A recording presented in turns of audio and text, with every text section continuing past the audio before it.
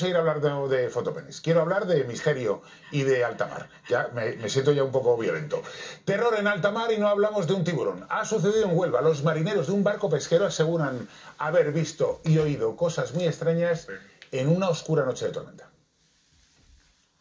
Si pensaban que el barco fantasma más temido era pirata y estaba en el Caribe, se equivocan. Se trata de un barco pesquero, está en Huelva y lo ocurrido allí es escalofriante. Nuevo misterio y fenómenos paranormales en un barco pesquero de Huelva. Alta mar es tierra de nadie y de fantasmas, así lo confirman los testimonios de estos pescadores onubenses. Estábamos en medio de una tormenta cuando vi una figura, era como una sombra moviéndose por la cubierta del barco.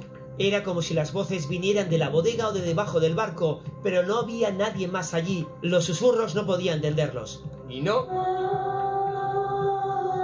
se trata del canto de una sirena, luces que se encienden y se apagan, y objetos que se mueven solos. Vamos, un auténtico barco de feria.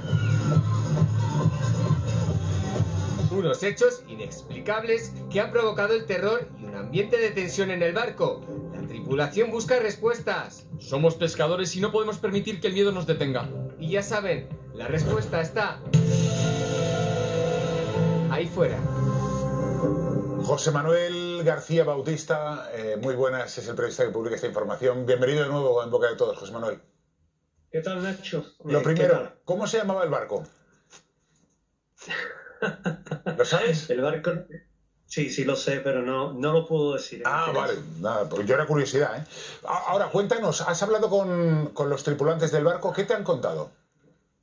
Pues sí, mira, la historia, de hecho, Nacho, viene como consecuencia de otra anterior que también se publica en Huelva Información y fue con un primer pesquero al que le ocurre esto. Es un barco en el que, en este nuevo artículo que se ha escrito sobre este tema, pues como bien comentabais en la entradilla, un pescador, 20 años de experiencia en la mar, una persona que te puedo garantizar que no se va a asustar ante determinadas cosas. Él ve en la cubierta del barco una especie de sombra. Cuando decimos sombra es por calificarlo de alguna forma. Él dice que era una silueta sombría, opaca, que tenía forma como tal, que tenía volumen, pero que no se le veían los rasgos y que por supuesto no era ningún compañero que estuviera en labores de faena y menos en una noche como esa. Posteriormente, en lo que es la cubierta inferior, en la zona de los camarotes, que hay que decir que es un barco lo suficientemente amplio como para tener varios camarotes que son compartidos, bueno, pues esta persona lo que puede escuchar son como una especie de lamentos, como susurros que se están produciendo en la parte que baja la sala de máquinas, que no, evidentemente, es producto de la propia sala de máquinas, sino que se entendía que había alguien hablando, pero no se le podía escuchar con nitidez. Y a partir de ahí, bueno, también una serie de incidentes que tienen que ver con las luces del barco, que van independientes a lo que es el sistema eléctrico de los motores y demás, es decir, es un sistema alternativo y que se encendían, se apagaban, le generaba incluso problemas a nivel de comunicaciones, a nivel de todo lo que es la radio del barco, y cuando atracan, cuando llegan a puerto, pues comentan esta situación. Pero José Manuel, ¿cuántos marineros lo ven? ¿Uno o lo ven todos?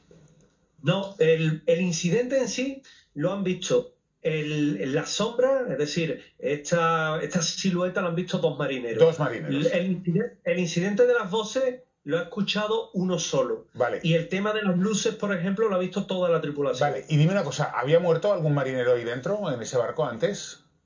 Sí. ¿En qué circunstancias? ¿En qué circunstancias? Había fallecido.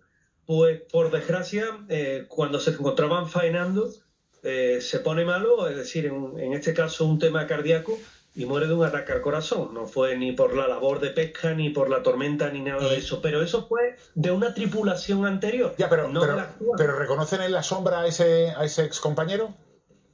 Les recuerdan, sí, porque era un señor voluminoso, era un señor alto, era un señor que tiene una cierta corpulencia. Los que están ahora, precisamente, no destacan por ser demasiado altos.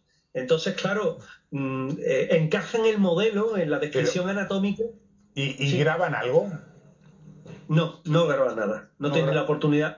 La única persona que graba algo es a nivel psicofónico y se pueden escuchar voces extrañas, se pueden escuchar ruidos como si hubiera alguien hablando, pero la verdad es que con las fases que le damos de ampliación pierden José muchísima Manuel, calidad. te voy a proponer, mañana, ¿nos puedes pasar las voces psicofónicas y las escuchamos mañana en el programa, a ver si alguien escucha algo?